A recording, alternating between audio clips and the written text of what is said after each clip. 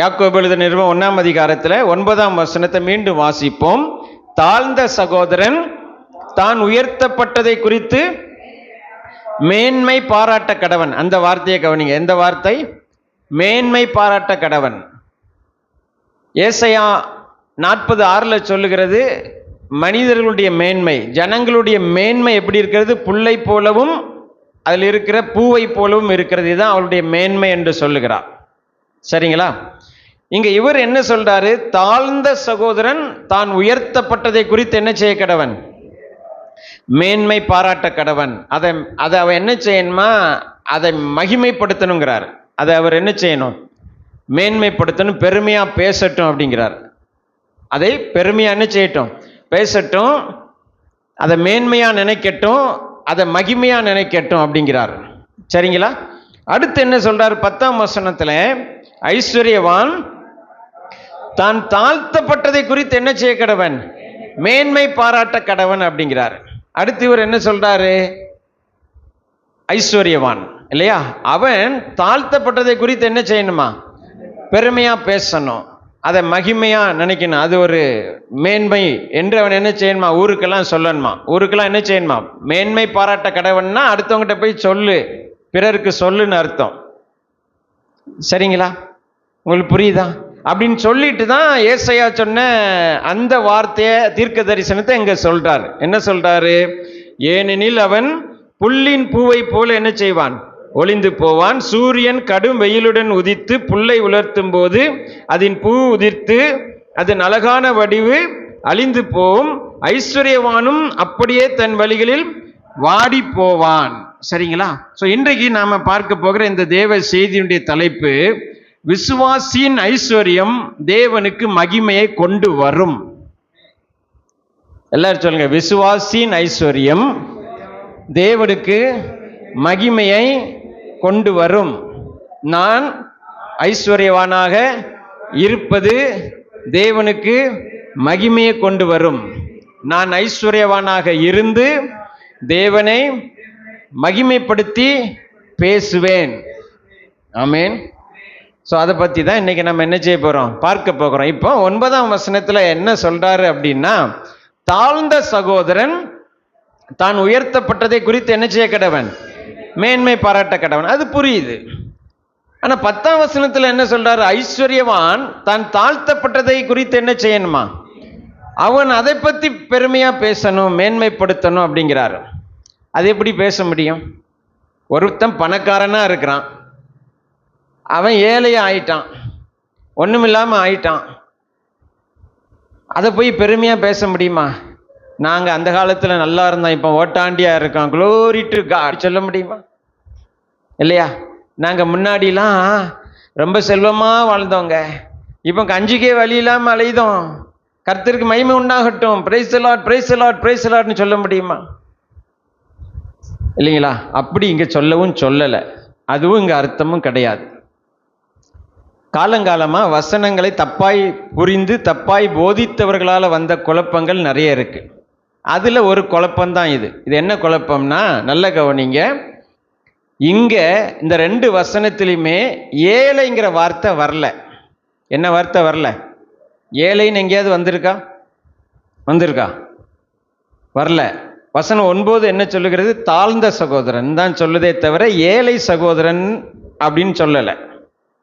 சரிங்களா?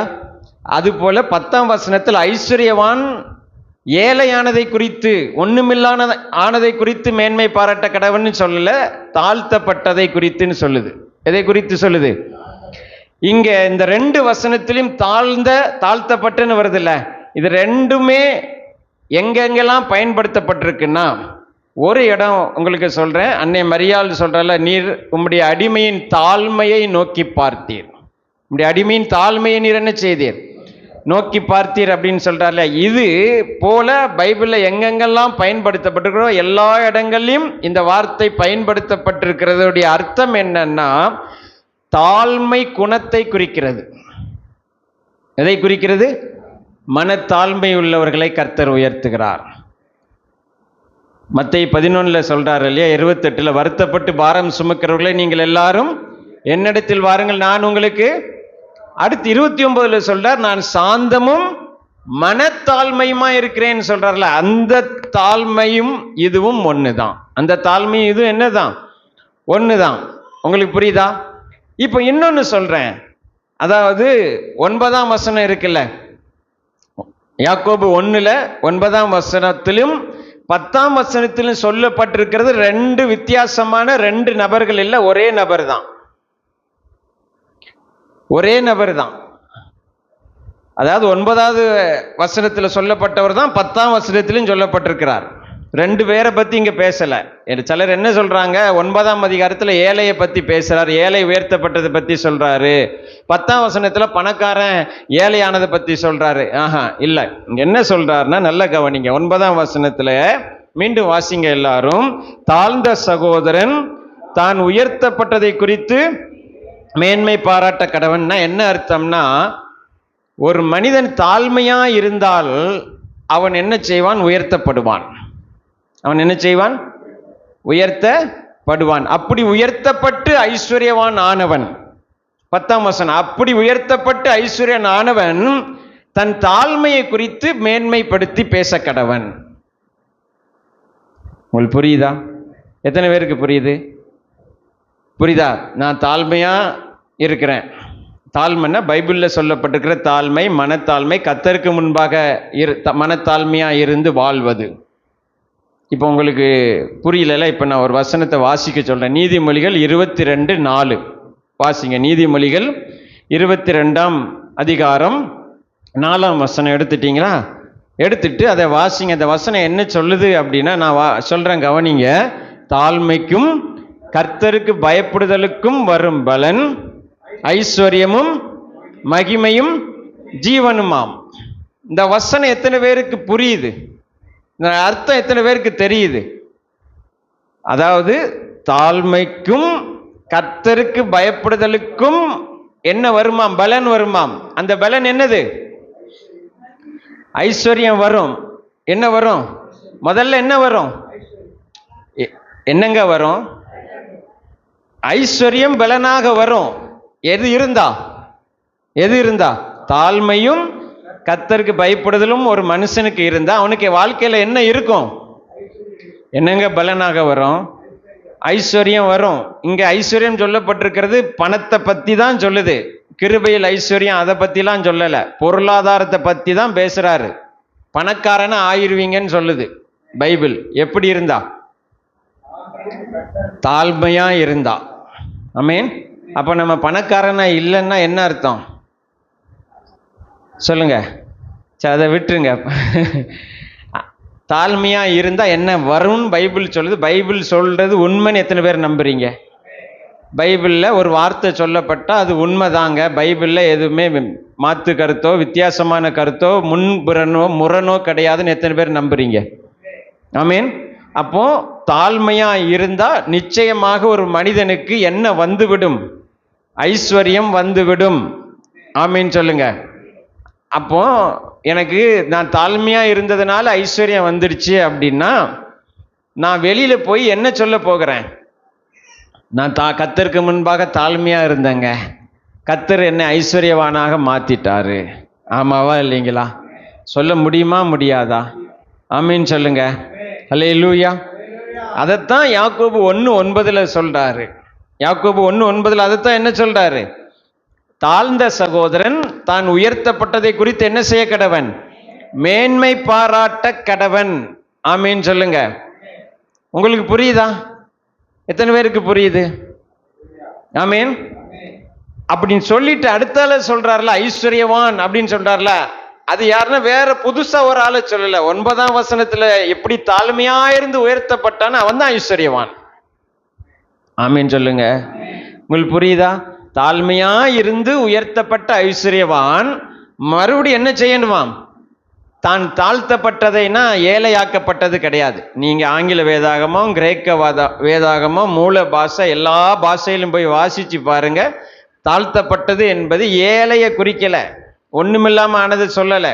தாழ்த்தப்பட்டது என்பது எதை குறிக்கிறது அப்படின்னு சொன்னா நல்ல கவனிங்க, அவனுடைய தாழ்மையை.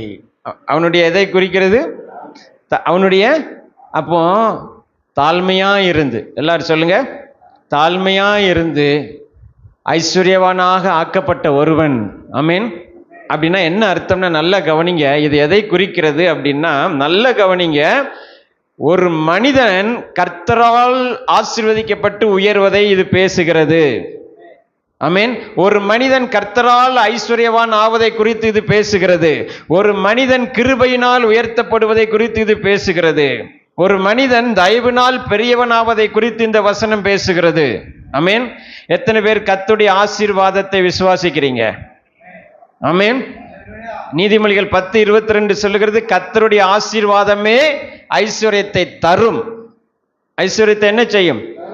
இப்போ கிருபையினால் உயர்த்தப்படுவது என்பதை நீங்க முதல்ல புரிஞ்சு கொள்ளணும்.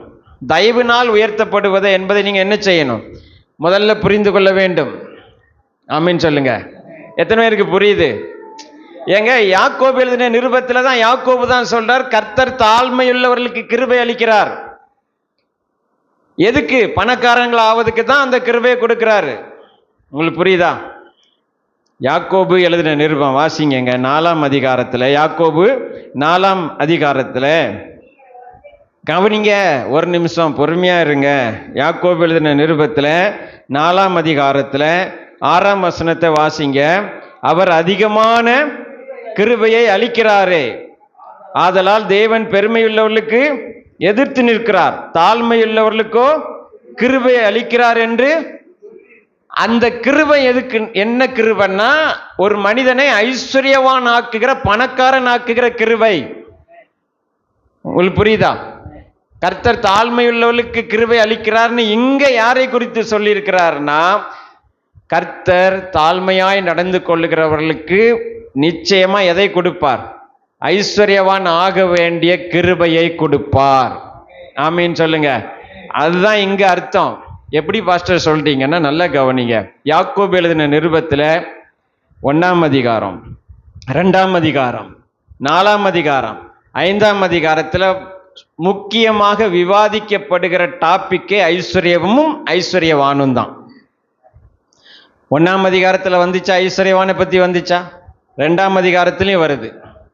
உங்கள் சபையில் ஒரு ஐஸ்வர்யவான் வரும்போது மினுக்குள்ள வஸ்திரம் தரித்து பொன்மோதிரம் போட்டுட்டு வரும்போதுன்னு சொல்லப்பட்டிருக்கு. சொல்லப்பட்டிருக்கா படலையா?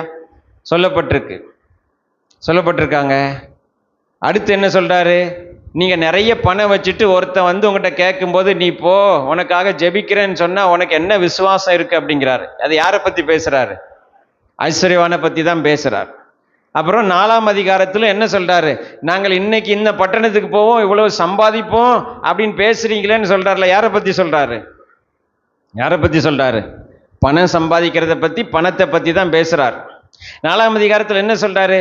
நீங்கள் இச்சித்தும் கிடைக்கல, நீங்க இச்சித்து என்ன செய்யல, தகாத விதமாய் செலவழிக்கணும்னு நீங்க என்ன செய்றீங்க? ஜெபம் பண்றீங்க அப்படின்னு சொல்றாரு. அதெல்லாம் யாரை குறித்து தான் சொல்றாரு?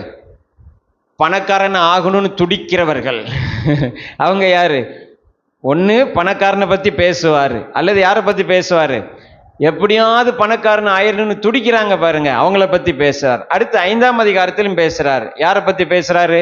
ஐஸ்வர்யவான்களே, நீங்க உங்ககிட்ட வேலை பார்த்தவங்களுக்கு கூலியை கொடுக்காம என்ன செஞ்சிருக்கீங்க?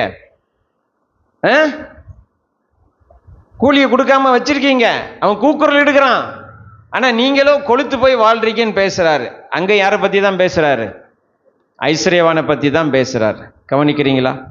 எத்தனை பேர் கவனிக்கிறீங்க? அப்போ யாக்கோபு எழுதின நிருபத்திலேயே அவருடைய முக்கியமான கருத்தை ஐஸ்வர்யவனாவது, ஐஸ்வர்யவத்தை பத்தி தான் அந்த நிருபத்திலே முக்கியமான கருத்துக்கள் வருகிறது. சரிங்களா? எத்தனை பேருக்கு புரியுது?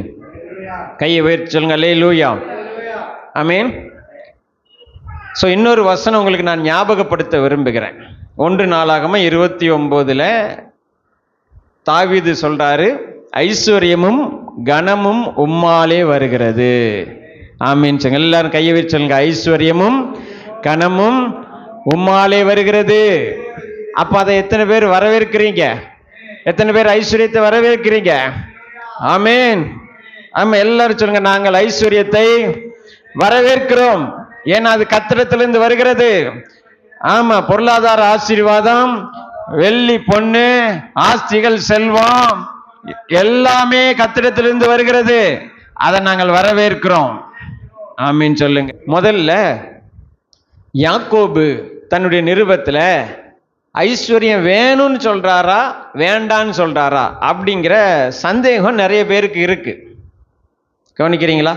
யாக்கோபு மட்டும் இல்லை, மொத்தத்திலே பைபிள்லே ஐஸ்வர்யமா இருக்கணுமா வேண்டாமா, பணக்காரனா இருக்கணுமா கூடாதா, நல்ல எல்லா செல்வத்தோட வாழணுமா கூடாதா அப்படிங்கிற சந்தேகம் பாருங்க நிறைய பேர் இருக்கு.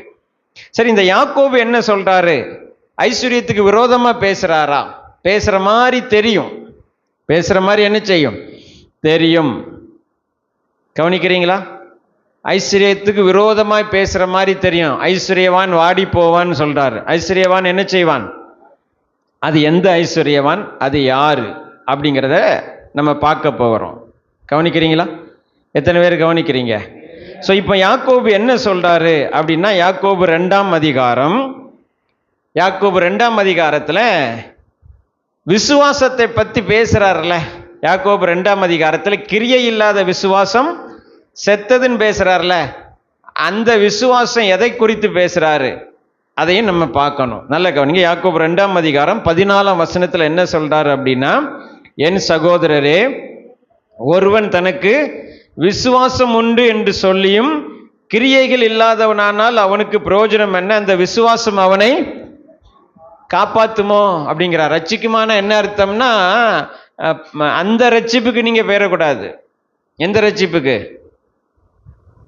எந்த ரட்சிப்புங்க? சிலுவையில் அவர் தந்த அந்த ரட்சிப்புக்கு பெயரக்கூடாது. ரட்சிப்புனா பைபிள்ல பல விதங்கள்ல பயன்படுத்தப்பட்டிருக்கு. இங்க ரட்சிப்புனா காப்பாத்துமா அப்படிங்கிறார். எப்போ எப்போ காப்பாத்துமா? ஆபத்து நாளில் காப்பாத்துமா?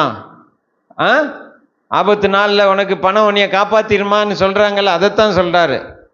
உனக்கு அது காப்பாத்துமா அப்படிங்கிறார். ஏன் அப்படின்னா அடுத்து பாருங்க 15ஆம் வசனத்தில் சொல்றார், ஒரு சகோதரனாவது சகோதரியாவது வஸ்திரம் இல்லாமலும் அனுதின ஆகாரம் இல்லாமலும் இருக்கும்போது உங்களில் ஒருவன் அவர்களை நோக்கி, நீங்கள் சமாதானத்தோடு போங்கள், குளிர் காய்ந்து பசியாருங்கள் என்று சொல்லியும் சரீரத்துக்கு வேண்டியவைகளை அவர்களுக்கு கொடாவிட்டால் பிரயோஜனம் என்ன அப்படிங்கிறார். அப்ப என்ன சொல்றாரு? ஒருத்தன் இதெல்லாம் எங்க யார்கிட்ட பேசுறான்னா சர்ச்சுக்குள்ள பேசுறார். சபைக்குள்ள ஏழைகள் இருப்பாங்க. அப்போ ஒருத்தன் வந்து உங்கள்கிட்ட சொல்றேன், எனக்கு சாப்பிட வழி இல்லை, ட்ரெஸ் உடுத்த வழி இல்லை அப்படின்னு சொல்லும்போது நீங்க என்ன சொல்றீங்களாம்? அப்படியாப்பா, உனக்காக நான் ப்ரேயர் பண்ணிக்கிறேன், உனக்காக நான் என்ன செஞ்சுக்கிறேன், ப்ரேயர் பண்ணிக்கிறேன், நீ போய் சந்தோஷமா இரு, ஆண்டவர் உனக்கு உதவி செய்வார்னு சொல்றீங்க. ஆண்டவர் உனக்கு உதவி செய்வார் என்ன செய்றீங்க சொல்றீங்க. சொல்லிட்டு நீங்க போய் என்ன சொல்றீங்க? நல்ல பிரியாணிய மூக்கு முட்டை கட்டிட்டு, ஐ மீன் அடுத்த ரவுண்டுக்கு எப்பண்டா சீக்கிரம் பசிக்கும்னு அடுத்த ரவுண்டு சாப்பிட நீங்க எப்படி இருக்கீங்களா? ஆயத்தமா இருக்கீங்களா? உங்களுக்கு புரியுதா? அவன் வஸ்திரத்துக்காக எனக்கு உடுத்த ட்ரெஸ்ஸே இல்லைங்க அப்படின்னு சொல்லும்போது நீங்க என்ன சொல்லு, நீ போ, ஆண்டவர் உனக்கு உதவி செய்வார், நான் ப்ரேயர் பண்றேன் அப்படின்னு சொல்லிட்டு நீங்க போய் என்ன செய்ய போறீங்களா? நீங்க புது புது வஸ்திரம், மினுக்கான வஸ்திரம், பொன் மோதிரத்தெல்லாம் போட்டுட்டு நேரத்துக்கு ஒரு ட்ரெஸ்ஸை போட்டுட்டு அல்லேலூயா கர்த்தரையேன்னு என்ன செஞ்சிட்டீங்களா? பாடிட்டு இருக்கீங்களா அப்படின்னு சொல்றாரு. நல்லா கவனிக்கிறீங்களா? அப்போ இங்க என்ன அர்த்தம் அதை முதல்ல நான் சொல்றேன். என்னன்னா, நீங்க கஷ்டப்பட்டவங்களுக்கு கொடுக்கணும் அப்படிங்கிறார். கஷ்டப்பட்டவங்களுக்கு என்ன செய்யணும்? கஷ்டப்பட்டவங்களுக்கு யாரு கொடுக்க முடியும்? யார் கொடுக்க முடியும்? இருந்தா தானே கொடுக்க முடியும். யாருங்க கொடுக்க முடியும்? நான் ஏழையா இருந்த ஒரு ஏழைக்கு உதவ முடியுமா? அப்ப யாக்கோபு என்ன சொல்றாரு? நீ பணக்காரனா இரு அப்படிங்காரு. நீ யாரா இரு?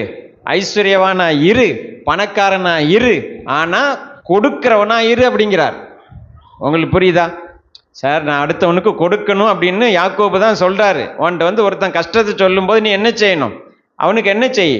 கொடுக்கிறவனா இரு அப்படிங்கிறார். நான் கொடுக்கிறவனா இருக்குன்னா நான் யாரா இருக்கணும்? நான் என்கிட்ட இருந்தா தானே, நான் பணம் படைத்தவனா இருந்தா தானே கொடுக்க முடியுங்க. அப்ப யாக்கோபு என்ன சொல்றாரு? நீ ஐஸ்வர்யவானா இருங்கிறார். அடுத்து இன்னொன்னு பார்த்துருவோம். யாக்கோபு 1ஆம் அதிகாரத்துல 17 தான் நினைக்கிறேன் இல்லையா? யாக்கோபு இல்லை, 1ஆம் அதிகாரத்துல 27ஆம் வசனம். யாக்கோபு 1:27 என்ன சொல்றாரு? திக்கச்ச பிள்ளைகளும் விதவைகளும் படுகிற உபத்திரவத்திலே அவர்களை விசாரிக்கிறதும் உலகத்தால் கரைபடாதபடிக்கு தன்னை காத்து கொள்ளுகிறதுமே பிதாவாகிய தேவனுக்கு முன்பாக மாசில்லாத சுத்தமான பக்தியா இருக்கிறது. தேவ பக்தியை பத்தி பேசுறார். எதை பத்தி பேசுறாரு? தேவ பக்தியில ஒரு குணம் என்னவாம், திக்கற்ற பிள்ளைகளும் விதவைகளும் படுகிற உபத்திரத்தில் அவர்கள் என்ன செய்கிறதாம், விசாரிக்கிறது. அப்படின்னா அனாதை பிள்ளைகளும் இந்த மாதிரி விதவைகளும் ஆதரவற்றவர்களும் அவங்க கஷ்டப்படுறாங்கன்னு நமக்கு தெரியுது. அவங்க என்ன செய்யறாங்க, உண்மையிலே கஷ்டப்படுறாங்க. உண்மையில என்ன செய்யறாங்க, கஷ்டப்படுறாங்கன்னு தெரியுதுன்னா அவங்கள போய் விசாரிச்சு என்ன செய்யணும் அப்படிங்கிறாரு. அவங்களுக்கு வேண்டியதை என்ன செய்யுங்கன்னா பொருள் உதவி செய்யுங்க, பண உதவி என்ன செய்யுங்க, செய்யணும். அதுதான் பக்திங்கிறாரு. அதுதான் என்னது. அப்போ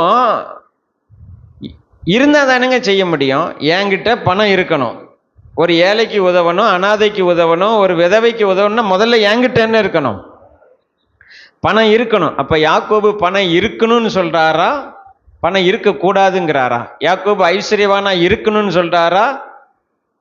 என்னங்க சொல்றாரு? ஐஸ்வர்யவானா இருங்கன்னு தான் சொல்றாரு. உங்களுக்கு என்ன இருக்கணும்? ஆமா, எபேசியர் 4ஆம் அதிகாரத்திலையும் பவுல் என்ன சொல்றார்னா, திருடுகிறவன் இனி திருடாமல் இருந்து குறைச்சலவனுக்கு கொடுக்கத்தக்கதாக தன் கைகளினால் நலமான வேலை செய்து பிரயாசப்பட கடவன். கவனிக்கிறீங்களா? பிறருக்கு கொடுக்கணும்னா நான் என்ன செய்யணும்? வேலை செய்யணும். எதுக்கு? பணத்தை நான் சம்பாதிச்சு வைக்கணும். பணத்தை நான் சம்பாதிச்சு என்ன செய்யணும்? வைக்கணும் இல்லைங்களா? வச்சு என்ன செய்யணும்? குறைச்சல் உள்ளவனுக்கு, கஷ்டப்படுறவனுக்கு நான் என்ன செய்யறவனா இருக்கணும்? கொடுக்கிறவனாக நான் இருக்கணும். அப்போ நல்லா கவனிங்க. எத்தனை பேர் கவனிக்கிறீங்க? கையை உயர்த்தி காட்டுங்க. அப்ப நல்ல கவனிங்க. தேவ பிள்ளைகள் எல்லாருமே கொடுக்கிறவர்களாக தான் இருக்கணும், வாங்குறவர்களா இருக்கக்கூடாது. நீயோ கடன் வாங்காதிருப்பாய், நீ பிறருக்கு எப்படி இருப்பாய்? கொடுக்கிறவனா இருப்பாய். நீங்க இப்ப என்ன செய்யறீங்கன்னா, அப்போ ஐஸ்வர்யவான்கள்லாம் சபையில எல்லாருக்கும் கொடுக்கணும், கொடுக்குறவர்களா இருக்கணுமே, அதை பத்தி இப்ப விடுங்க. நீங்க என்னைக்கு ஐஸ்வர்யவானா மாற போறீங்க? நீங்க என்னைக்கு கொடுக்கிறவர்களா மாற போறீங்க? உங்களை கொடுக்கிறவர்களாக கர்த்தர் மாத்தணும்னு விரும்புறார். எத்தனை பேர் அப்படி விரும்புறீங்க? ஆமீன். என்னுடைய வாழ்க்கை இந்த நாள் முதற்கொண்டு பிறருக்கு கொடுக்கிற வாழ்க்கையாய் மாற வேண்டும். எத்தனை பேர் இன்றைக்கு ஒரு தீர்மானம் எடுக்க போறீங்க? இன்றைக்கு நீங்க தீர்மானம் எடுத்தீங்கன்னா கர்த்தர் உங்களுக்கு உதவி செய்வார். கர்த்தர் உங்களுக்கு என்ன செய்வார்? நான் வாங்குகிற நாட்கள் முடிந்து விட்டது. எல்லாரும் சொல்லுங்க, நான் வாங்குகிற நாட்கள் முடிந்து விட்டது, நான் கொடுக்கிற நாட்கள் வந்து விட்டது. ஆமீன். இப்போ உங்க எண்ணம் மாறணும். உங்க எண்ணம் என்ன செய்யணும்? மாறணும். என்கிட்ட நிறைய இருக்கணும். என்கிட்ட என்ன இருக்கணும்? நிறைய இருக்கணும். பிறருக்கு கொடுக்கணும். பிறருக்கு என்ன செய்யணும்? ஏழைக்கு என்ன செய்யணும்? கொடுக்கணும். கஷ்டப்படுவங்களுக்கு என்ன செய்யணும்? கொடுக்கணும். விதவைக்கு என்ன செய்யணும்? கொடுக்கணும். அனாதைக்கு என்ன செய்யணும்? கொடுக்கணும். வஸ்திரம் இல்லாதவனுக்கு என்ன செய்யணும்? கொடுக்கணும். ஆகாரம் இல்லாதவனுக்கு என்ன செய்யணும்? ஆகாரம் கொடுக்கிறவனாய் நான் மாற வேண்டும். எல்லாரும் சொல்லுங்க, நான் கொடுக்கிறவனாய் மாற வேண்டும். கொடுக்கிறவனாய் மாற வேண்டும். எனக்கு நிறைய இருந்தா தானங்க கொடுக்க முடியும். ஆமீன். எனக்கு என்ன இருக்கணும்? நிறைய. அப்போ நல்ல கவனிங்க. யாக்கோபு, பவுல் எல்லாருமே என்ன எழுதுறாங்க? நம்ம யாக்கோபை பத்தி தான் பேசுறோம். யாக்கோபு என்ன எழுதுகிறார்னா, தேவ பிள்ளைகளுடைய வாழ்க்கை இனி மாற வேண்டும். ஆமீன் சொல்லுங்க. சபையாருடைய வாழ்க்கை இனி என்ன செய்யணும்? மாற வேண்டும். இனிமே வாங்குகிற பழக்கம்லாம் கிடையாதுங்க, கொடுக்கிற பழக்கம்தான். ஆமீன் சொல்லுங்க. இனிமே நாங்க கேட்கிற பழக்கம் இல்லை, பிறருக்கு கொடுக்கிற பழக்கம்தான். அப்படி ஒவ்வொரு சபையிலும் ஒவ்வொரு விசுவாசின் வாழ்க்கை மாற வேண்டும். அதை நோக்கி அவருடைய பிரயாணம் இருக்க வேண்டும். ஆமீன் சொல்லுங்க. நான் எப்படி பணம் சம்பாதிக்கலாம், நான் எப்படி ஐஸ்வர்யவான் ஆகலாம், எப்படி எனக்கு நிறைய உண்டாயிருக்கலாம்? எதுக்காக? எதுக்காக? எதுக்காக சொல்லுங்க? எதுக்காக சொல்லுங்க? பிறருக்கு கொடுப்பதற்காக. ஆமீன் சொல்லுங்க. எனக்கு பணம் இருக்குன்னு பீத்திக்கிறதுக்காக இல்லை. கவனிக்கிறீங்களா? எனக்கு நிறைய இருக்குன்னு போட்டுட்டு போடுங்க, தப்பு இல்லை. அது என்ன கிடையாது, தப்பு கிடையாது. அதுக்காக மட்டும் கொடுக்கல, அதை செய்யுங்க. சந்தோஷமா நல்ல விலையுயர்ந்த வஸ்திரம் உடுத்துங்க, நல்ல நகைகளை போடுங்க, விலையுயர்ந்த கார்களில் போங்க, விலையுயர்ந்த வீட்டை கட்டுங்க, எல்லாம் செய்யுங்க. கவனிக்கிறீங்களா? எத்தனை பேர் கவனிக்கிறீங்க? அதெல்லாம் ஆண்டவர் உங்களுக்கு வாக்கு பண்ணி இருக்கிறார். அதெல்லாம் ஆண்டவர் உங்களுக்கு என்ன செஞ்சிருக்கிறாரு? என்ன சொல்லியிருக்கிறார்? முதல்ல நீ புசித்து திருப்தியாகி, நீ முதல்ல சந்தோஷமா இருந்து, நீ முதல்ல நீ உன் மனைவி பிள்ளைகளோட நல்ல வீடுகளை கட்டி, திராட்சை தோட்டங்களை நட்டி, ஆமீன், பிள்ளைகளை நல்லா படிக்க வச்சு, பிள்ளைகளுக்கு செய்ய வேண்டிய கடமைகளை செய்து, எல்லாம் செய்து, நீ முதல்ல என்ன செய்ய வேண்டியதை சந்தோஷமா இருந்து, ஆமீன், நீ என்ன செய்ய போகிற? அடுத்து என்ன செய்ய போற? மீதி உள்ள பணத்தினால நீ கர்த்தரை மகிமைப்படுத்த போகிற. ஆமீன் சொல்லுங்க. மீதி உள்ள பணத்துல நீ யாரை மகிமைப்படுத்த போகிற? நீ கர்த்தரை மகிமைப்படுத்த போகிற. ஆமீன் சொல்லுங்க. கையை உயர்த்தி சொல்லுங்க. அல்லேலூயா. ஆமீன். அப்போ இந்த யாக்கோபு நிருபத்தை முதல்ல வாசிக்கும் போதே நல்ல கவனிங்க. யாக்கோபு நிருபம் முக்கியப்படுத்துகிற காரியம் என்னன்னா, பிறருக்கு கொடுக்கணும். என்ன செய்யணும்? பிறருக்கு என்ன செய்யணும்?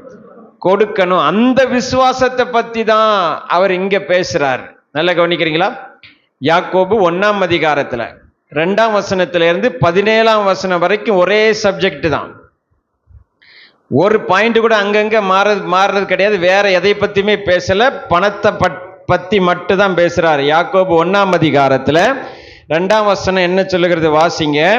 என் சகோதரரே, நீங்கள் பலவிதமான சோதனைகளில் அகப்படும் போது ஆரம்பிக்கிறார்ல, ஆரம்பிச்சு 17ஆம் வசனத்துல நன்மையான எந்த ஈவும் பூரணமான எந்த வரமும் பரத்திலிருந்து உண்டாகி ஜோதிகளின் பிதாவினிடத்திலிருந்து இறங்கி வருகிறது, அவரிடத்தில் யாதொரு மாறுதலும் யாதொரு வேற்றுமை நிழலும் இல்லைன்னு சொல்றார்ல, அது வரைக்குமே ஒரே சப்ஜெக்ட் தான் அவர் பேசிட்டு வர்றார். என்ன சப்ஜெக்ட்னா ஐஸ்வர்யம். எல்லாரும் சொல்லுங்க. ஐஸ்வர்யத்தை பத்தி தான் பேசுகிறார். ஆமீன் சொல்லுங்க.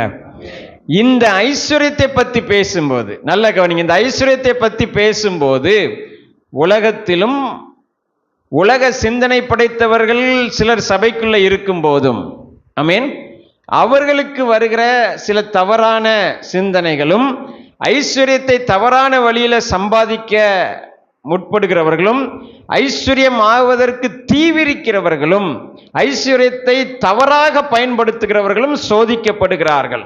என்ன செய்கிறார்கள்? சோதிக்கப்படுகிறார்கள். நல்லா கவனிக்கிறீங்களா? என்ன செய்யறாங்க? சோதிக்கிறாங்க. அதனால தான் சொல்றாரு 16ஆம் வசனத்துல, என் பிரியமான சகோதரரே மோசம் போகாதிருங்கள். என் பிரியமான சகோதரர் என்ன செய்யாதீங்க?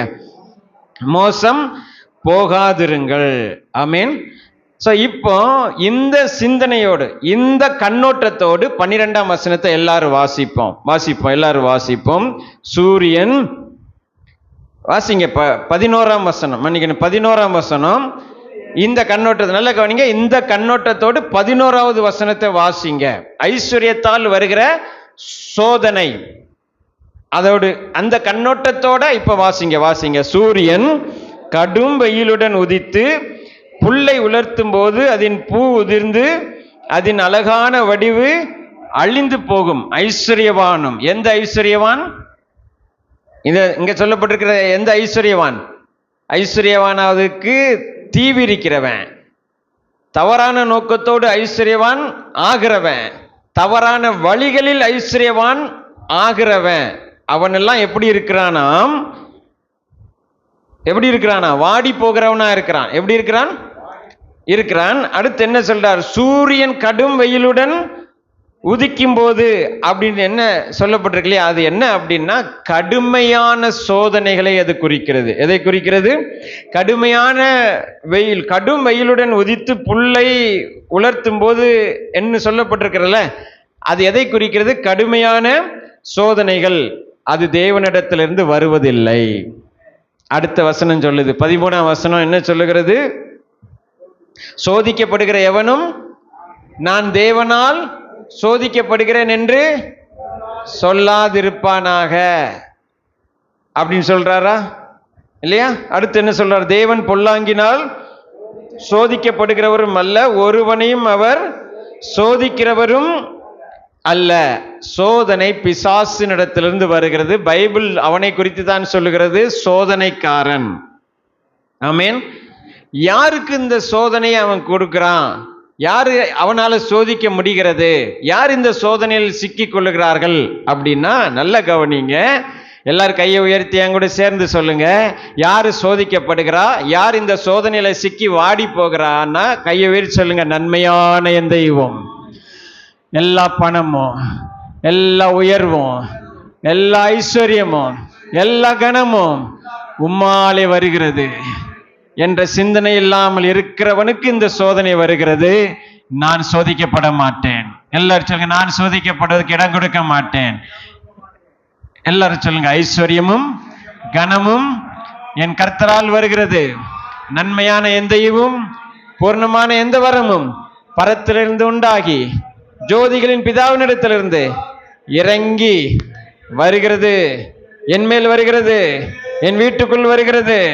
சொல்லுங்க, என் மேல் ஐஸ்வர்யம் வருகிறது, என் வீட்டுக்குள் ஐஸ்வர்யம் வருகிறது. அவரிடத்தில் யாதொரு என்ன சொல்லப்பட்டிருக்கு, அவரிடத்தில் யாதொரு மாறுதலும், அவரிடத்தில் யாதொரு மாறுதலும் யாதொரு வேற்றுமை நிழலும் இல்லை. இவரை பணக்கார ஆக்குவாரு அப்படின்னு அவர்கிட்ட என்ன கிடையாது, ஒருத்தர் ஆக்கி ஒருத்தர் ஆக்க மாட்டாருங்க. யாரெல்லாம் ஆக்குவாருன்னா யாரெல்லாம் தாழ்மையா இருக்காங்களோ, யாரெல்லாம் எப்படி இருக்காங்களோ, தாழ்மையா இருக்காங்களோ, ஆமீன், அவங்கள அவர் பணக்காரன் ஆக்காம விடவே மாட்டார். கையை தட்டணுமா வேண்டாமா இதற்கு? ஆமீன் சொல்லுங்க. ஹல்லேலூயா.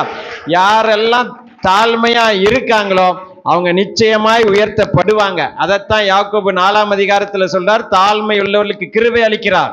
அந்த கிருபை அங்க சொல்லப்பட்டிருக்கிறது பணக்காரன் ஆவது தான், எதாவது தான், ஐஸ்வர்யவான் ஆவது தான். கவனிக்கிறீங்களா? தாழ்மைக்கும் கர்த்தருக்கு பயப்படுதலுக்கும் வரும் பலன் என்னது?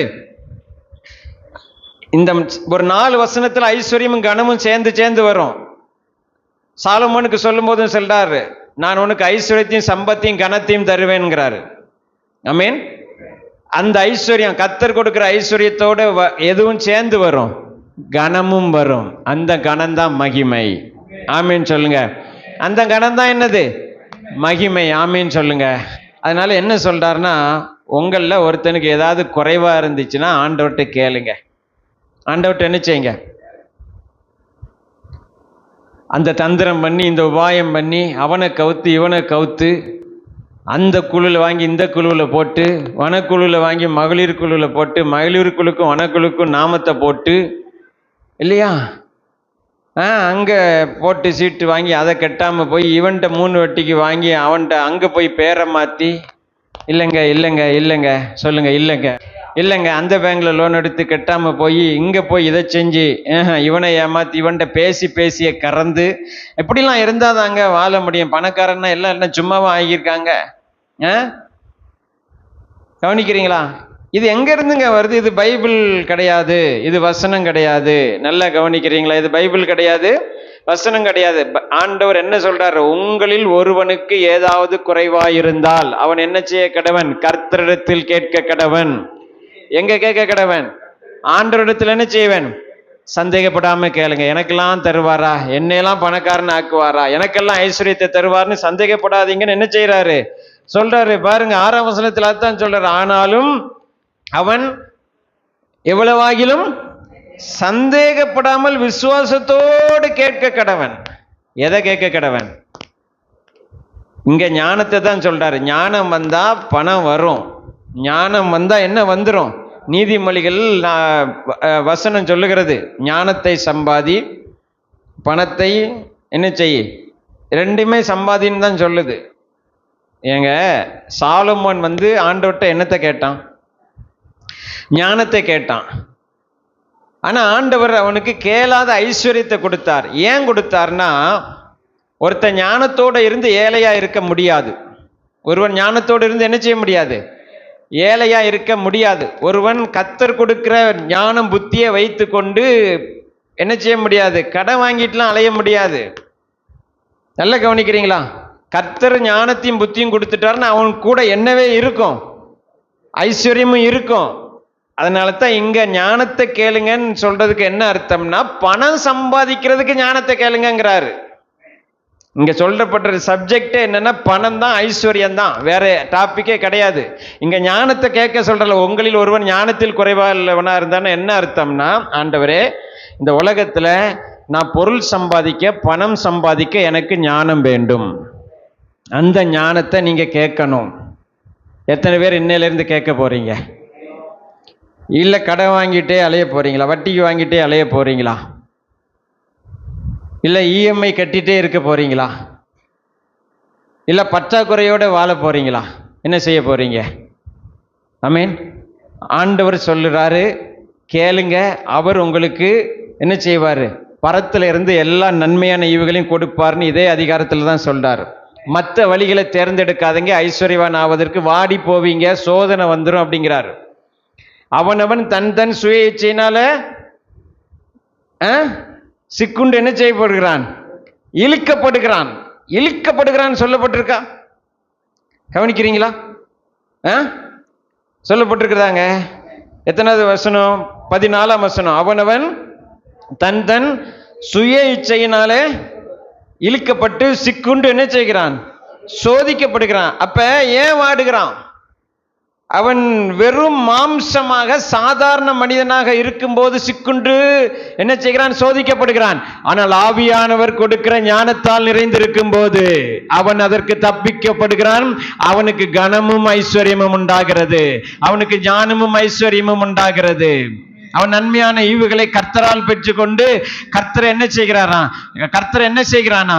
ஆண்டவர் என்னை உயர்த்தினார், கர்த்தர் என்னை ஐஸ்வர்யவான் ஆக்கினார், நான் இப்போ ஆசீர்வாதமா இருக்கிறதுக்கு என் தேவன் தான் காரணம், நான் இப்போ உயர்த்தப்பட்டதுக்கு என் கர்த்தர் தான் காரணம்னு சொல்லி கர்த்தரை கனப்படுத்தி கொண்டே இருக்கிறான். ஆமீன் சொல்லுங்க. அப்ப இவர் இங்க என்ன சொல்றாரு? உங்களில் ஒருவன் ஞானத்தில் குறைவுள்ளவனாயிருந்தால்னா என்ன அர்த்தத்தோட சொல்றாருன்னா, இந்த உலகத்துல பணம் சம்பாதிக்க, ஐஸ்வர்யவான் ஆவதற்கு எனக்கு போதுமான புத்தி இல்லை, ஞானம் இல்லைன்னா அதை கேளுங்க, அந்த ஞானத்தை கேளுங்க. உங்களுக்கு பணம் சம்பாதிக்க, ஐஸ்வர்யவான் ஆவதற்கு வேண்டிய ஞானத்தையும் புத்தியும் அவர் நிச்சயமாய் தருவார். ஆமீன் சொல்லுங்க. அதெல்லாம் ஒரு சிலருக்கு தாங்க பணம் சம்பாதிக்கிறதுலாம், ஐஸ்வர்யன் ஆகலாம். அப்படிலாம் நீங்க யாருங்க முடிவு பண்றது? ஆடுகளை மேய்த்தவன் அரசன் ஆனானா இல்லையா? அடிமையாய் போனவன் அதிபதியாய் மாற்றப்பட்டானா இல்லையா? எளியவனை குப்பையில இருந்து உயர்த்துகிறவரா இல்லையா நம்முடைய கர்த்தர்? ஆமீன் சொல்லுங்க. ஆமாவா இல்லைங்களா?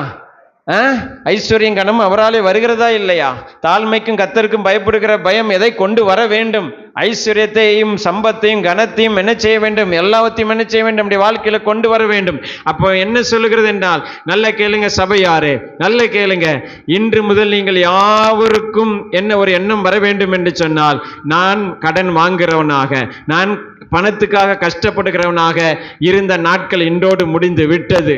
சொல்லுங்க, இன்றோடு முடிந்து விட்டது. எல்லாரும் சொல்லுங்க, நான் பணத்துக்கு அலைஞ்சிற நாட்கள் இன்றோடு முடிந்து விட்டது. ஆமீன்.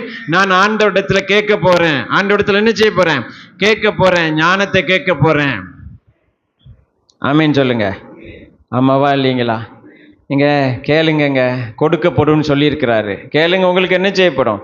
அதைத்தான் யாக்கோபு 1ஆம் அதிகாரத்துல என்ன செய்யறாரு? அதுல இருந்தே அப்படியே இன்ட்ரோடக்ஷன் கொடுத்து உள்ள கூட்டிட்டு போற. அப்படி ஒரு இன்ட்ரோடக்ஷன் கொடுத்துட்டு என்ன செய்யறாரு? உள்ள கூட்டிட்டு போறாரு. கூட்டிட்டு போய் தான் கவனிங்க, பொல்லாத ஐஸ்வர்யவான்களும் தவறான வழியில் ஐஸ்வர்யவான்களும் ஐஸ்வர்யத்தை தவறாய் பயன்படுத்துகிறவர்களும் எங்க இருப்பாங்க? உலகத்துல இருப்பாங்க. அவங்க சபைக்குள்ளே இருந்தாங்க. அவங்க எங்க இருந்தாங்க? சபைக்குள்ளேயும் இருந்தாங்க. அவங்க என்ன செஞ்சாங்கன்னா வாடி போகிறாங்களாம். அவங்க என்ன செஞ்சாங்களாம்? என்னன்னு கவனிங்க, வாசிப்போம். 15ஆம் வசனத்தை வாசிங்க. 1:15.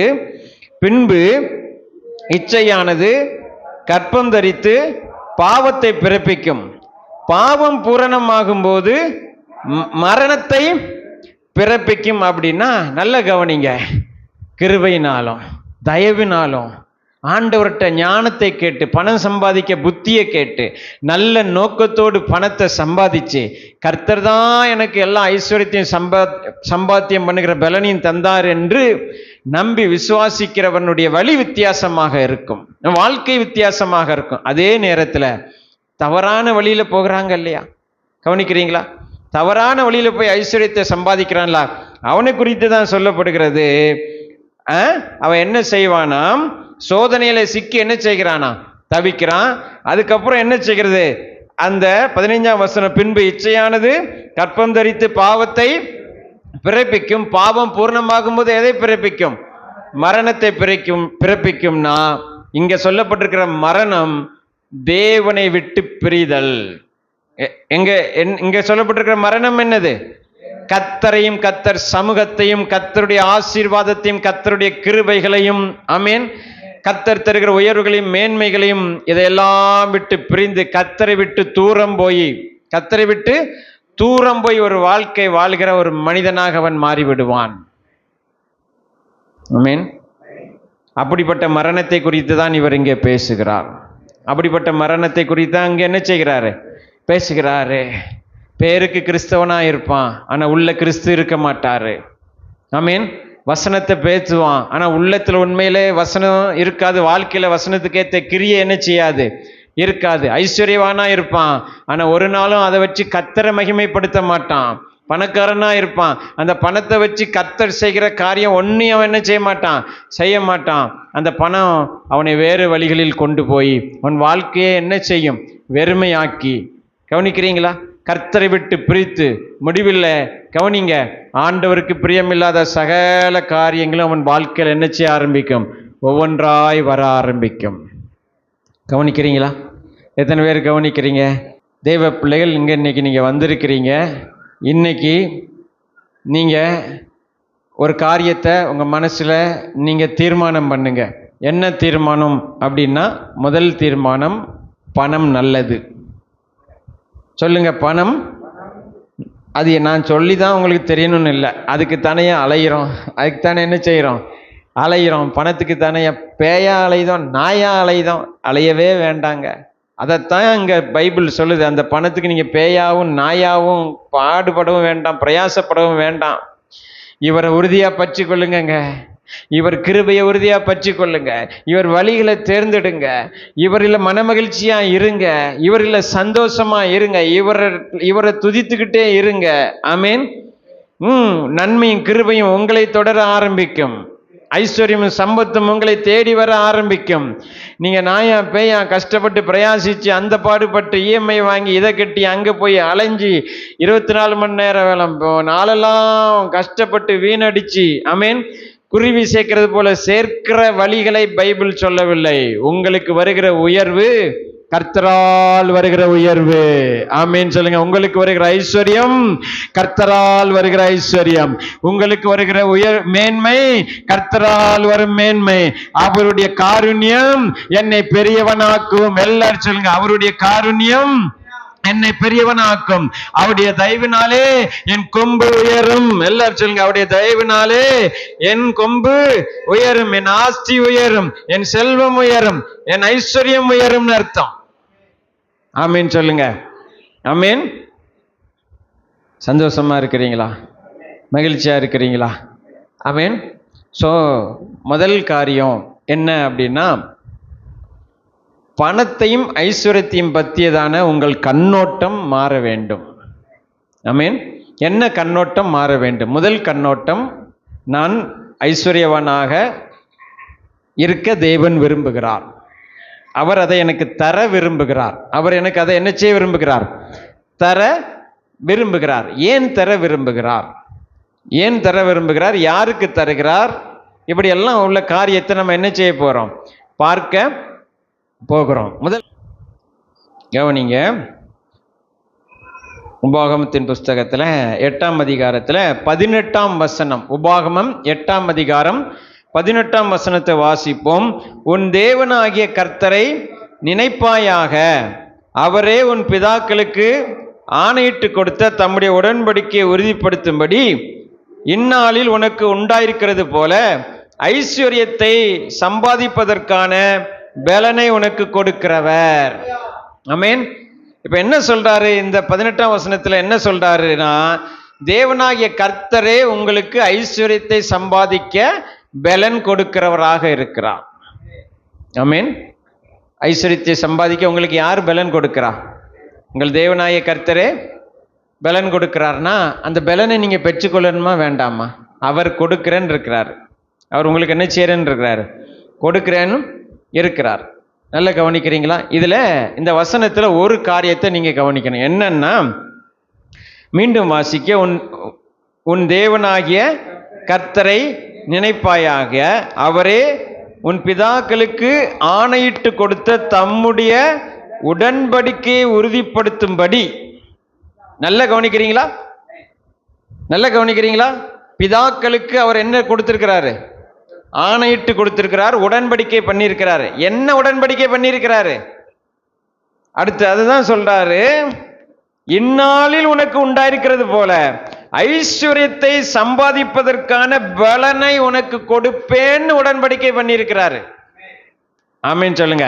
ஐஸ்வர்யத்தை கொடுப்பேன் என்று உடன்படிக்கை பண்ணியிருக்கிறார். அப்போ ஆண்டவருடைய உடன்படிக்கை பிதாக்களோடுன்னு ஆபிரகாமோடு, ஈசாக்கோடு, யாக்கோபோடு, குறிப்பா ஆபிரகாமோடு. ஆமென். இந்த ஆபிரகாமின் ஆசீர்வாதங்கள் யாருக்குரியது? புதிய ஏற்பாடு சொல்கிறது, கலாத்தியர் 3:13, மரத்திலே தூக்கப்பட்ட எவனும் சபிக்கப்பட்டவன் என்று எழுதிக்கிறபடி கிறிஸ்து நமக்காக சாபமாகி நியாயப்பிரமாணத்தின் சாபத்துக்கு நீங்களாக்கி நம்மை மீட்டு கொண்டார். அடுத்த வசனம் என்ன சொல்லுகிறது? ஆபிரகாமுக்கு உண்டான ஆசீர்வாதங்கள் கிறிஸ்து இயேசுவின் மூலமாக புறஜாதிகளுக்கு வரும்படியாக இப்படி ஆயிற்று. ஆமென்.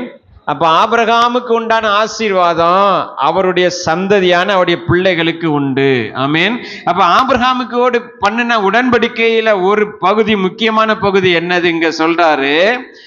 ஐஸ்வர்யத்தை கொடுப்பது. எதை கொடுப்பது? ஐஸ்வர்யத்தை கொடுப்பது. ஆமென் சொல்லுங்க, இல்லைங்களா? அப்போ உடன்படிக்கையில, ஆபிரகாமின் உடன்படிக்கையில, ஆபிரகாம் ஈசாக்கு யாக்கோபோடு பண்ணின உடன்படிக்கையில, பிதாக்களோடு பண்ணின உடன்படிக்கையின் மூலமாக அவர் உங்களுக்கு என்ன கொடுக்க போகிறார்? ஐஸ்வர்யத்தை கொடுக்கிறார். அதை சம்பாதிப்பதற்கு பலனை கொடுக்கிறார். ஆமென் சொல்லுங்க. இன்னியும் நீங்க என்ன செய்யக்கூடாது அப்படின்னா, இப்படியே என் வாழ்க்கை போகட்டுங்க, இந்த கட்டை என்ன செய்யட்டும், வேகட்டுங்க, என்ன செய்யட்டும், அதான் போட்டும் இதா போட்டும்னு உலகத்தான் பேசுகிற மாதிரி என்ன செய்யக்கூடாது, பேசக்கூடாது. கவனிக்கிறீங்களா? கர்த்தர் உங்களை ஐஸ்வர்யவான் ஆக்க முடியாவிட்டால், கவனிக்கிறீங்களா, உங்களோடு உடன்படிக்கை பண்ணியிருக்க மாட்டார். கவனிக்கிறீங்களா? உங்களோடு என்ன செஞ்சிருக்க மாட்டார். அவர் சர்வ வல்லவர். அவர் யாரு? சர்வ வல்லவர். ஆமென். அப்போ உங்களுடைய உடன்படிக்கையில ஒரு ஆசீர்வாதம் என்னது? ஐஸ்வர்யவான் ஆவது. உங்கள் உடன்படிக்கையில ஒரு காரியம் என்னது? ஐஸ்வர்யவான் ஆவது. ஆமென் சொல்லுங்க. சொல்லி இருக்கிறதா இல்லையாங்க? இப்போ இந்த ஐஸ்வர்யவான நீங்க ஆகும்போது, ஆமென், என்ன செய்யக்கூடாதுங்கிறதெல்லாம் இங்க லிஸ்ட் போட்டு சொல்றாரு. முதல்ல என்ன சொல்றாரு அப்படின்னா, நல்ல கவனிங்க. அதுக்கு முந்தின வசனம் 17ஆம் வசனத்துல என்ன சொல்றாரு? என் சம்பாத்தியமும் என் கைபலனும் இந்த ஐஸ்வர்யத்தை எனக்கு சம்பாதித்தது என்று நீ உன் இருதயத்தில் சொல்லிக் கொள்ளாமலும் இருக்க எச்சரிக்கையா இரு அப்படிங்கிறாரு. என்ன செய்ய? என்ன சொல்றாரு? என் கையின் பலனும் என் சாமர்த்தியமும் இந்த ஐஸ்வர்யத்தை, பணத்தை, உலகத்துல எனக்கு செல்வத்தை கொடுத்தது நீ என்ன செய்யாத, வாய் திறந்து என்ன செய்யாத. ஏன் சொல்றாரு? நல்ல கவனிங்க. அப்படின்னா அவர் என்ன சொல்றாரு அப்படின்னா, கவனிங்க, நீ நல்லா சாப்பிட்டு திருப்தியாகி எல்லாம் இருக்கும்போது, சந்தோஷமா இருக்கும்போது ஒரு காரியத்தை எப்போதும் நினை அப்படிங்கிறார். ஒரு காரியத்தை நீ எப்போதும் நினை. என்ன, எதை நினை அப்படின்னு இது யாருக்கு சொல்றாரு? இஸ்ரவேல் ஜனங்களுக்கு சொல்றாரு. என்ன சொல்றாரு அப்படின்னா, நல்ல கவனிங்க, 14ஆம் வசனத்தை சொல்றாரு. 14ஆம் வசனம் தான் முக்கியம். வாசிங்க. உன் இருதயம் மேட்டிமை அடையாமலும் உன்னை அடிமைத்தன வீடாகிய எகிப்திலிருந்து புறப்பட பண்ணினவரும் அப்படிங்கிறார். அதுல இருந்து தான் ஆரம்பிக்கிறார். இதுல இருந்து ஆரம்பிக்கிறாரு. எகிப்திலிருந்து உன்னை விடுதலையாக்கி கூட்டிட்டு வந்ததே நான். கவனிக்கிறீங்களா?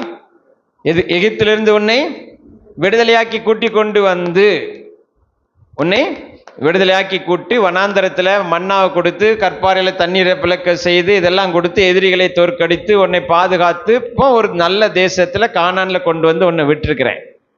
ஆமீன் சொல்லுங்க. இது இஸ்ரவேல் ஜனங்களுக்கு. உங்களுக்கும் எனக்கும் என்னது? பாவத்தின் அடிமைத்தனத்திலிருந்து நம்மை விடுதலை செய்து, ஆமீன், எப்படி கடந்த நம்முடைய வாழ்க்கையை இன்றைக்கு ஒரு மனிதன் என்று சொல்லிக்கொள்ளும் அளவுக்கு, ஆமீன், நாம் மாறியதற்கு காரணமே ஆண்டவர் கொடுத்த விலையேற பெற்ற அவருடைய விடுதலையும் ரட்சிப்புமே காரணம். ஆமீன் சொல்லுங்க. இந்த ரட்சிப்பும் ஆண்டவர் கொடுத்த விடுதலையும், ஆமீன், அவர் கல்வாரி சிலுவையில செய்ததின் மூலமாகத்தான் அது முதல்ல வந்துச்சு. ஆமீன் சொல்லுங்க. இயேசு சிலுவையில ரத்தம் சிந்தனையில இருந்துதான் என்னுடைய ஆசீர்வாதம் தொடங்குது. எத்தனை பேர் அதை விசுவாசிக்கிறீங்க? இயேசு சிலுவையில ரத்தம் சிந்தனையில இருந்துதான் என்னுடைய நன்மை ஆரம்பிக்கிறது. இயேசு சிலுவையில ரத்தம் சிந்தனையில இருந்துதான் என்னுடைய நல்வாழ்வு ஆரம்பிக்கிறது.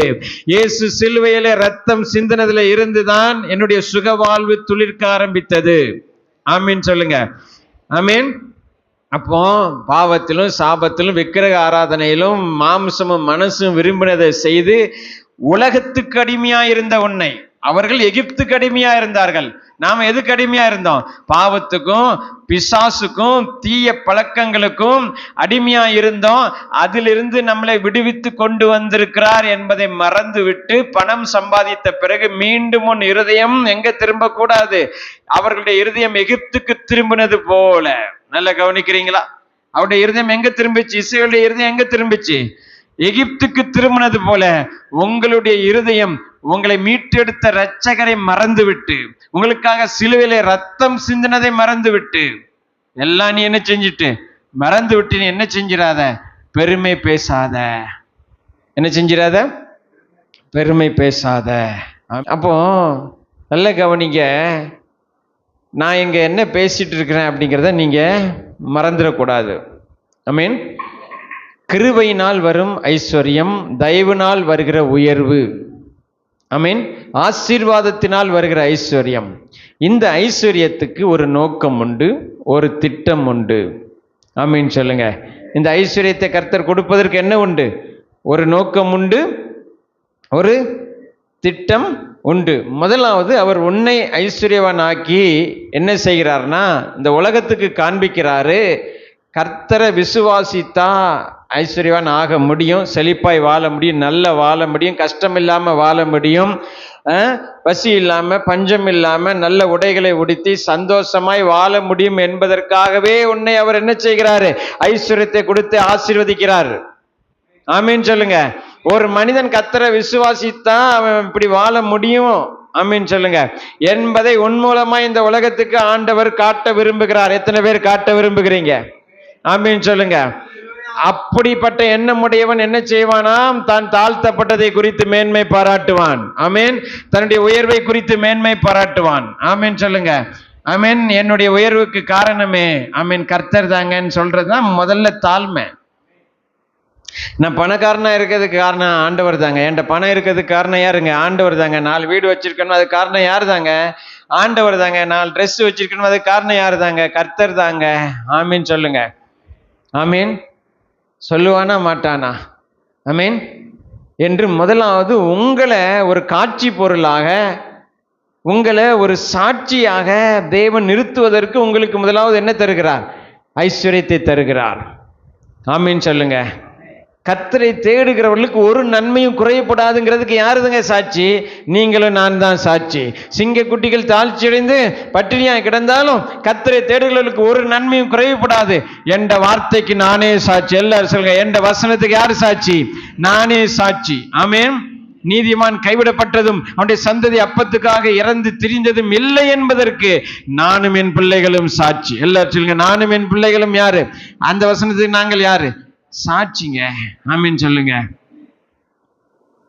ஆமாவா இல்லைங்களா? அதற்காகவே உங்களை அவர் என்ன செய்கிறாரு? அவருடைய மகிமைக்காக. என்ன சொல்றாரு? அவருடைய மகிமைக்காக. கர்த்தரை தேடுனா அவன் ஏழையா இருந்தான்னு சரித்திரமே கிடையாது. ஆமீன். கிடையவே கிடையாது, வரவே வராது, முடியவே முடியாது. ஒருத்தன் கர்த்தரை தேடிட்டு கஷ்டப்படுதாம்னா பிரச்சனை எங்க இருக்கு? அவன்கிட்ட கர்த்தரை தேடுறதுல தான் இருக்கு. எங்க தான் இருக்கு? அவன்கிட்ட கர்த்தரை தேடுறதுல தான் என்ன செய்யுது? இருக்கு. அதனால இன்னைக்கு நம்ம என்ன செய்ய போறோம்னா, ஆமீன், கவனிங்க. எத்தனை பேர் கவனிக்கிறீங்க? அல்லேலூயா. எத்தனை பேர் கவனிக்கிறீங்க? ஸோ பைபிள் தெளிவாக சொல்லுகிறது, வசனம் தெளிவாக சொல்லுகிறது, நமக்கு பிறருக்கு கொடுக்கத்தக்கதாக நமக்கு இருக்கணும், கொடுக்கறதுக்கு மனசு இருக்கணும். அடுத்து என்ன இருக்கணும்? கொடுக்கறதுக்கு என்ன இருக்கணும்? மனசு இருக்கணும். இந்த மனசு இருக்கணும்னு சொல்றோம் பார்த்தீங்களா? அதைத்தான் யாக்கோபு என்ன சொல்றாரு? விசுவாசம் இருக்கணுங்கிறாரு. அதைத்தான் என்ன சொல்றாரு? யாக்கோபு 2ஆம் அதிகாரத்தில் சொல்றாருல, உங்களிடத்திலிருந்து ஒருத்தன் எனக்கு ஆகாரம் இல்லை உடையிலன்னு சொல்லும்போது நீங்கள் என்ன செய்றீங்களா? போ, உனக்காக ஜெபிக்கிறேன்னு சொல்லிட்டு நீங்கள் என்ன செய்யலாம்? அவனுக்கு வேண்டியதை நீங்கள் என்ன செய்யலாம்? கொடுக்கலன்னா அதுக்கு என்ன காரணமா? விசுவாசம் இல்லைங்கிறார். என்ன விசுவாசம் இல்லை? நீங்க கொடுத்தா திரும்ப கர்த்தர் எனக்கு கொடுப்பார் என்கிற விசுவாசம் உங்களுக்கு இல்லை, என்ற விசுவாசம் உங்களுக்கு இல்லை அப்படிங்கிறாரு. இந்த விசுவாசம் உங்களை காப்பாத்துமா அப்படிங்கிறாரு. இந்த விசுவாசம் உங்களை காப்பாத்தாதுங்க அப்படிங்கிறாரு. அதுக்கு ஆபிரகாமையும் ராகாபையும் என்ன செய்கிறாரு?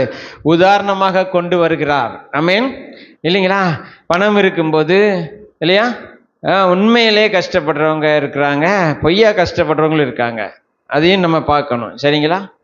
இல்லை கவனிக்கிறீங்களா? உண்மையாக கஷ்டப்படுறவங்க இருக்காங்க, அப்புறம் யாரு பொய்யா கஷ்டப்படுறவங்கன்னா நல்லா கவனிங்க.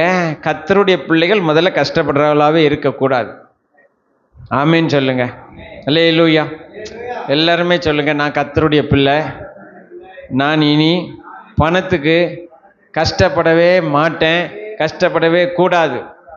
அப்போ என்ன பிரச்சனைன்னு நீங்கள் கேளுங்க. அதைத்தான் சொல்கிறாரு, நீங்கள் ஞானத்தை கேளுங்க. ஞானத்தை கேளுங்கன்னா என்னன்னு தெரியுதா? பணம் சம்பாதிக்கிறதுக்கு ஒன்று ஞானம், இன்னொன்று இது ஏன் எனக்கு இருக்குங்கிறதும் ஞானம்.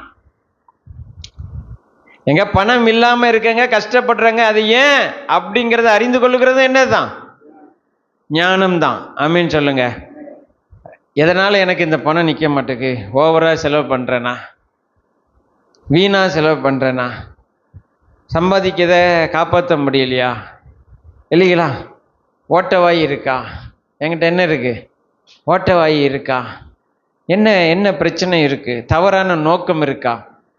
இல்லைங்களா? அப்படிங்கிற ஞானத்தை கேளுங்க அப்படிங்கிறார். அப்படிங்கிற ஞானத்தை என்ன செய்யுங்க? கேளுங்க. அப்போ இன்றைக்கு நல்ல கவனிங்க, இன்றைக்கு நம்ம சபையில் வர்ற ஒவ்வொரு தேவ பிள்ளைகளும் ஆமீன் உங்களுடைய வாழ்க்கையில் ஒரு தீர்மானம் எடுக்கணும். ஆமீன். நான் இன்றிலிருந்து இந்த ஞானத்துக்காக ஜெபிக்க போகிறேன். ஆமீன் சொல்லுங்க. எந்த ஞானத்துக்காக ஜெபிக்க போகிறேன்?